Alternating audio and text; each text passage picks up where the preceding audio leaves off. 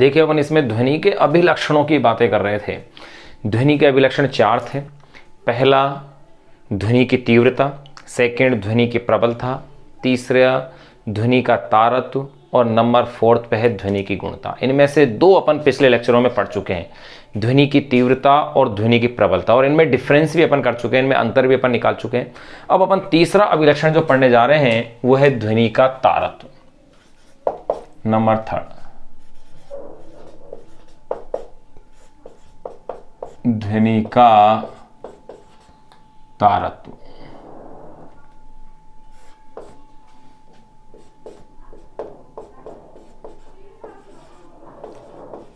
Pitch of sound, ध्वनि का तारत्व। ध्यान रहे, जिस तरह से ध्वनि की जो प्रबलता थी, ध्वनि की प्रबलता जिस प्रकार से आयाम पर निर्भर कर रही थी, उसी प्रकार से ध्वनि का जो तारत्व है ये उसकी आवृत्ति पर निर्भर करता है। तो अपन कैसे इसको एक तो परिभाषित करें कि अभिलक्षण है क्या, ये तो निर्भरता मैंने बता दी। अब ध्वनि की प्रबलता के लिए मैंने कहा था कि ध्वनि का उच्च या निम्न जो स्वर है, उच्च होना या निम्न है, सुनाई देना, वही क्या है, ध्वनि की प्रबलता थी। तारत्व से मतलब है कि आवाज का पतला या मोटा, या यूं कह सकते हैं ध्वनि का मोटी या तीक्ष्ण या तीखी प्रतीत होना। आप देखा होगा कुछ पुरुषों की आवाजें भारी होती है, कुछ महिलाओं की आवाज क्या होती है, बहुत पतली होती है। तो उसका मोटा या पतला जो प्रतीत हो रहा है ध्वनि का, एक तरह से यूं कह सकते हैं ध्वनि मोटी या तीखी प्रतीत होती है, जिसके गुण के कारण उसे ही अपन ध्वनि का क्या कहते हैं, तारत्व कहते हैं। तो पहले अपन इसकी डेफिनेशन दे दें कि ध्वनि का वह अभिलक्षण, ध्वनि का वह अभिलक्षण, ध्वनि का वह अभिलक्षण जिससे ध्वनि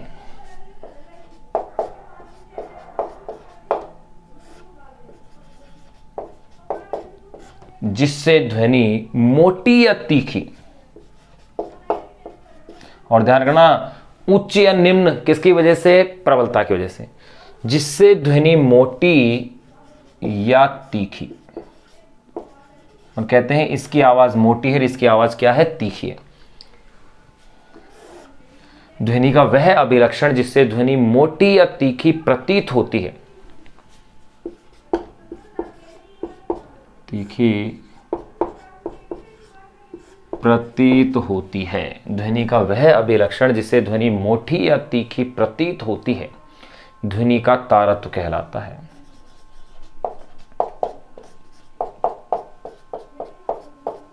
ध्वनि का तारत्व कहलाता है। ये अपन ने इस तारत्व को परिभाषित कर दिया है।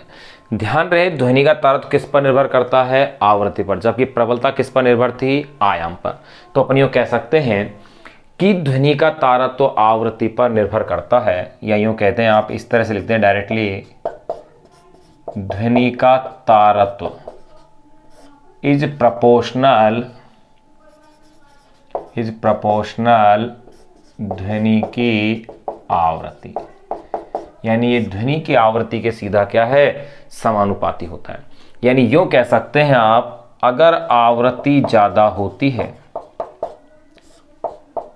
तो ध्वनि का तारत्व भी क्या होता है, ज्यादा, और अगर आवृत्ति कम होगी तो ध्वनि का तारत्व भी क्या होगा, कम हो जाएगा।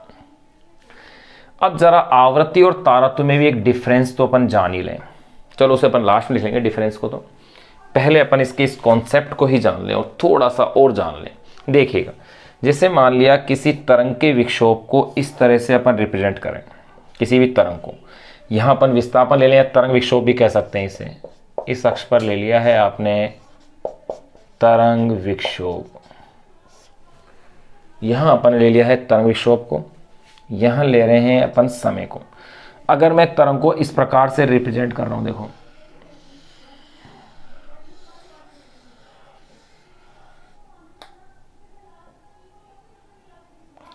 इस तरह से, अगर मैं इसे रिप्रेजेंट कर रहा हूं, यहां अगर दूसरी तरंग को मैं इस तरह से, वही है यहां पर तो मैं ले रहा हूं तरंग विक्षोभ को इस एक्सिस पर, और यहां इस अक्ष पर आ गया है समय। अगर मैं इसे इस तरह से, यहां तो इस तरह एक तरंग तो मैंने इस प्रकार रिप्रेजेंट करी है, एक तरंग में इस तरह से रिप्रेजेंट कर रहा हूं। आप देख रहे हैं उतने ही समय में यहां इसकी आवृत्ति क्या है, उच्च है, तो आप यूं कह सकते हैं उच्च आवृत्ति। इस तरंग की आवृत्ति कैसी है, उच्च आवृत्ति। इसका मतलब उच्च तारत्व भी है, इसका उच्च आवृत्ति है, तो इसका क्या हो गया, उच्च तारत्व। यहां देखिए इसकी आवृत्ति क्या है, कम है, कंपन कम हो रहे हैं उतने ही समय के अंदर, जबकि उतने समय में इसमें कंपन क्या हो रहे हैं, ज्यादा। तो यहां अपन कह सकते हैं निम्न आवृत्ति।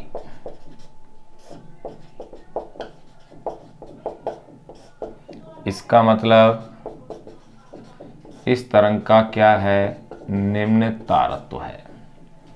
इसका तारत्व कैसा हो गया है, निम्न हो गया है। अब देखिएगा, अब जरा अपन कुछ एग्जाम्पल देखें। जैसे महिलाओं की आवाज का तारत्व पुरुषों की आवाज के तारत्व से क्या होता है, ज्यादा होता है।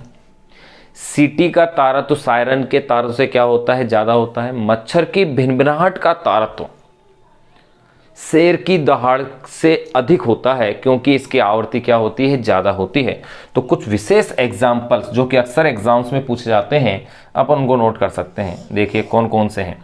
जैसे मैं पहला कह दूं, महिलाओं की आवाज का तारत्व। महिलाओं की आवाज का इज ग्रेटर देन पुरुषों की आवाज का तारत्व।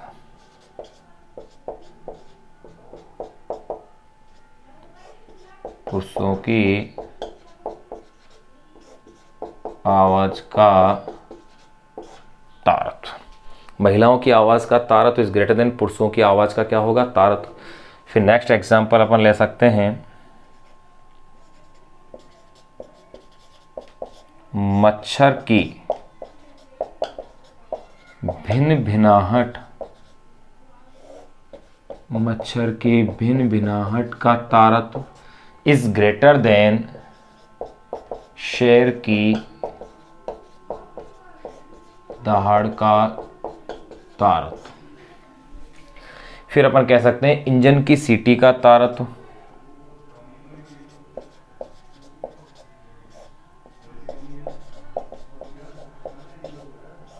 इंजन की सीटी का तारत्व ये अधिक होता है सायरन के तारत्व से, इज ग्रेटर देन सायरन का तारत्व। यहां देखो, यहां अपन ने देख लिया है कि तारत्व जो है आवृत्ति पर निर्भर करता है। एक बार आप एज इट इज ऐसे नोट कर लें, क्योंकि इंपॉर्टेंट टॉपिक है। ध्वनि का वह अभिलक्षण जिसे ध्वनि मोटी या तीखी प्रतीत होती है, ध्वनि का तारत्व कहलाता है। ध्वनि का तारत्व इज प्रोपोर्शनल ध्वनि की आवृत्ति, यानी कि ये किस पर डिपेंड करता है, तारत्व आवृत्ति पर। ये अपन ने इस एग्जाम्पल से देख लिया है। अब जरा अपन इधर आवृत्ति और तारत्व में थोड़ा सा डिफरेंस और देख लें। डिफरेंस ये आ जाता है कि आवृत्ति का तो भौतिक मापन संभव है। देखो, आवृत्ति का भौतिक मापन संभव है। आवृत्ति का भौतिक मापन क्या है, संभव है। लेकिन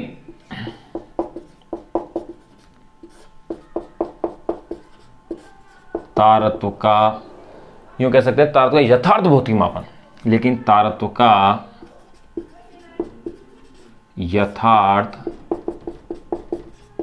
भौतिक मापन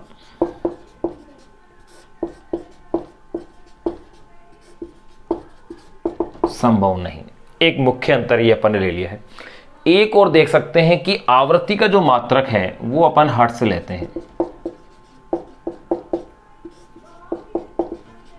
आवृत्ति का मात्रक